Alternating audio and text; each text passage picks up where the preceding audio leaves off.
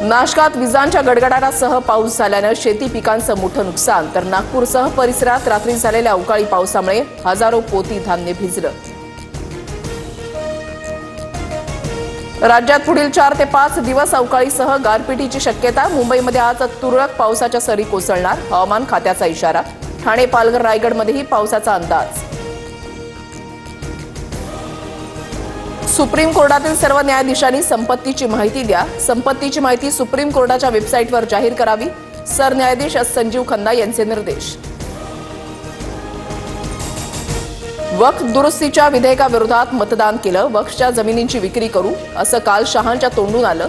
वक्फच्या जमिनींचा व्यवहार आधीच झालाय, संजय राऊतांचा आरोप। वक्फ सुधारणा विधेयक आज राज्यसभेत सादर होणार, विरोधक विधेयकाचा तीव्र विरोध करण्याची शक्यता। लोकसभेत वक्फ विधेयक मंजूर झाल्यानंतर गृहमंत्री अमित शहा आणि पियुष गोयल यांची बैठक। वक्फ विधेयकासंदर्भातील रणनीतीवर चर्चा झाल्याची सूत्रांची माहिती। थोड्याच वेळात उद्धव ठाकरेंची पत्रकार परिषद। वक्फ सुधारणा विधेयकाबाबत उद्धव ठाकरे सविस्तर भूमिका मांडणार। कुणाल कामरा मुंबईत आल्यावर शिवसेना स्टाईलनं त्याचा सत्कार करू, शिवसेनेचा प्रसाद काय असतो ते कामराला दाखवणार, कुणाल सरमळकर यांचा इशारा।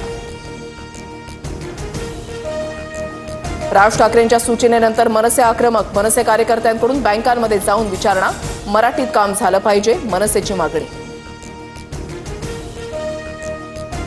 अमेरिका भारतावर 26% आयात शुल्क लावणार, अमेरिकेचे राष्ट्राध्यक्ष डोनाल्ड ट्रम्प यांची घोषणा। तंत्रज्ञान, संरक्षण उपकरणं, ऊर्जा उत्पादनांच्या किमती वाढण्याची शक्यता। ट्रम्प टॅरिफचा शेअर बाजारावर परिणाम, सेन्सेक्स 500 तर निफ्टीमध्ये 130 अंकांची घसरण। ऑस्ट्रेलियाचा S&P मध्ये 3.5, टोकियोचा निकेई 3.4 तर दक्षिण कोरियाचा कोस्पी इंडेक्स 1.9% कोसळला।